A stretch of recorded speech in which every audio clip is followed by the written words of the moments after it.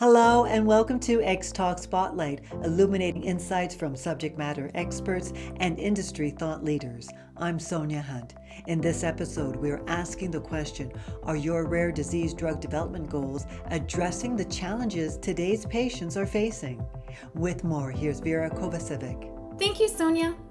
The life sciences industry's push to place patients at the center of clinical trial design has brought about meaningful change through partnership with patients and their advocacy communities. The rare disease community especially have built strong relationships with industry. These relationships have led to wider patient access, protocols that are fit for real patients, better retention and enrollment rates for clinical trials, and progress towards the approval of meaningful treatment options. However, as with any change, it is gradual, and in 2023, there is more work to be done in partnership with the patients that treatments are developed for. In this Xtalks Spotlight edition, our featured guest speaker will share the most vital topics of interest this year between stakeholders in the rare disease space. We're delighted to have Dr. Amy Raymond, who is the Senior Director, Therapeutic Strategy Lead of Rare Diseases at Worldwide Clinical Trials. Thank you for taking the time in this Spotlight interview, Amy. Thanks so much for having me. It's great a chance to talk about things so dear to our heart. Amy, we would like to start off by asking, what do you believe is the biggest conversation that needs to happen this year between stakeholders in the rare diseases space? Yeah, that is a lot of stakeholders, right? It's the sponsors, it's the families, it's the sites, it's the regulators, it's the payers. So that's a lot of communication channels and a lot of needs and constraints that have to be aligned, which is really where the magic happens. One conversation that people keep pointing to is the one between sponsors who are making these amazing gene therapies, these really exciting treatments, and the payers who, in effect, kind of gate the patient access to these treatments. Now that we have a couple of dozen gene therapies approved by the regulators, we're seeing this segment really mature. With so many rare diseases genetically driven and so many of our patients being children, catching them when they have a chance to reap maximum benefit is half the battle, right?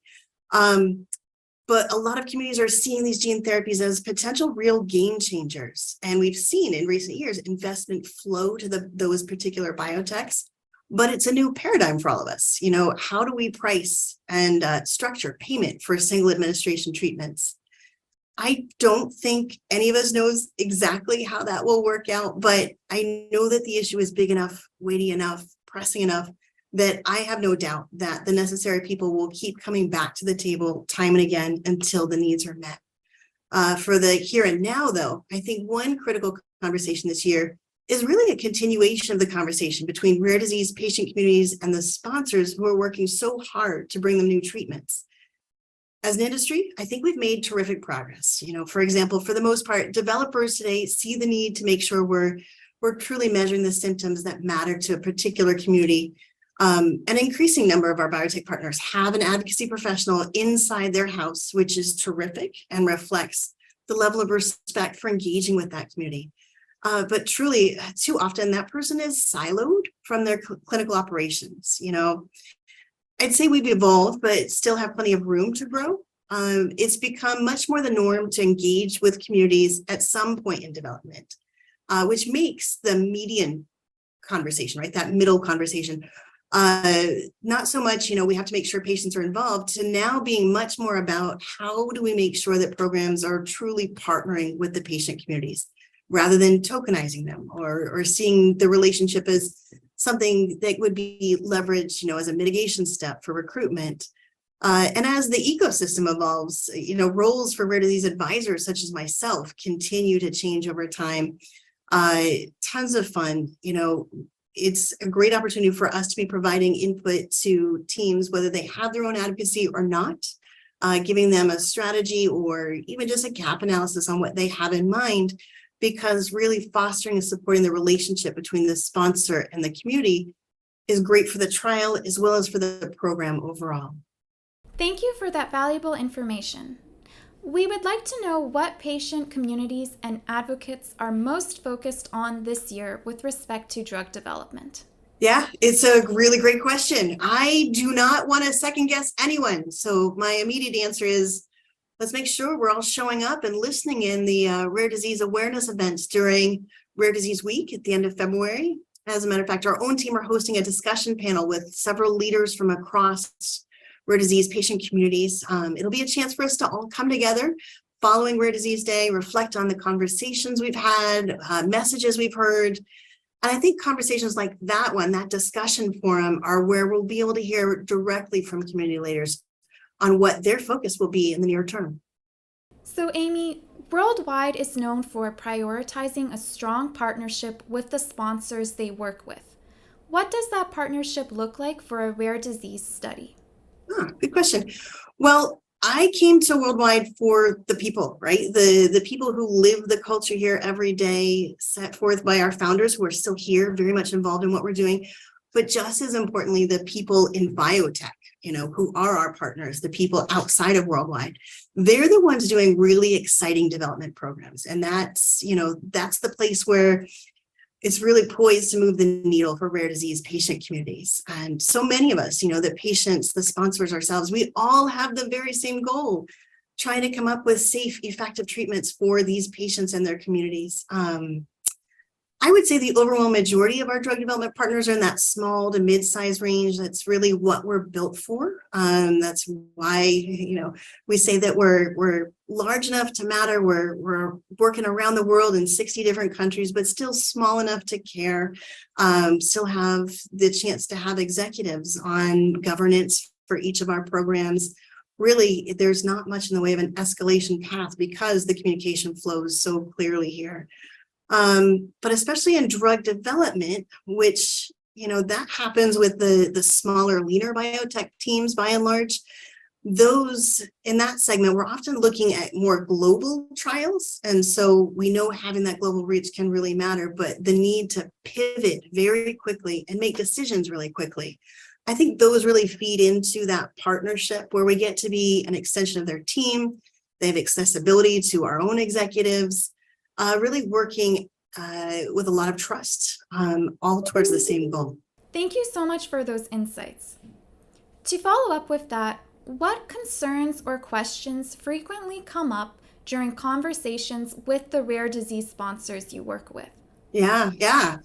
For a lot of our partners, the very first question is, how can I make sure my program is agreeable to the regulators? It's necessarily a very highly regulated space.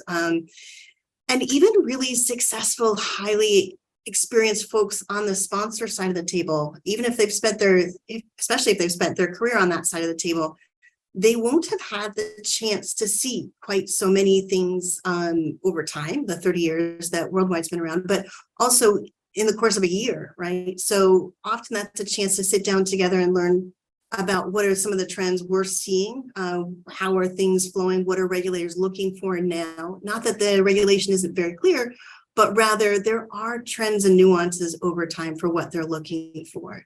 So that tends to be one of the early conversations. But I would say one of the key challenges for any trial is recruiting and retraining the participant families. And that element gets really magnified in that low prevalence, wide geographic distribution setting that is rare disease, right? People sometimes think the solution is about getting the word out once recruitment begins. And, that does need to be done.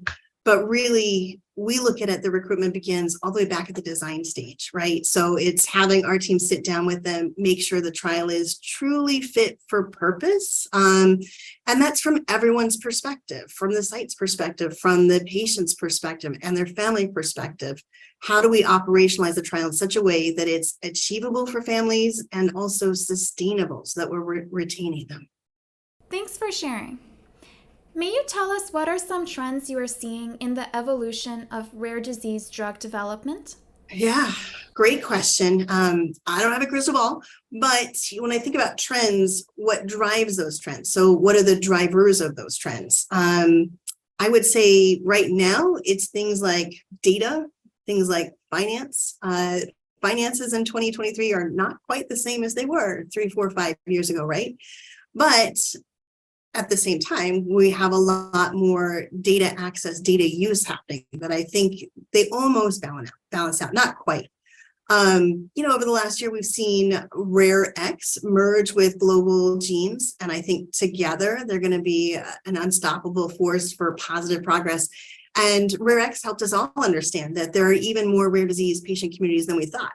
For so many years, we've been saying there are 7,000 rare disease communities. Well, what the data shows us, it's actually more like 10,000. So that means we have a lot more work to do, but, we also have a lot more data like what goes into that. But as sequencing becomes more accessible and used more often clinically, I think that we're also going to see communities coalesce faster. I think that we're going to be able to see them pushing even more for the cellular and genetic treatments that can so often really be a game changer for their community. Thank you very much, Amy, for those interesting insights. Thanks so much for sitting down with me. We look forward to learning more about Worldwide's impactful efforts in the rare disease drug development space. Thank you all for joining us for this Xtalks Spotlight feature. We hope you enjoyed the show.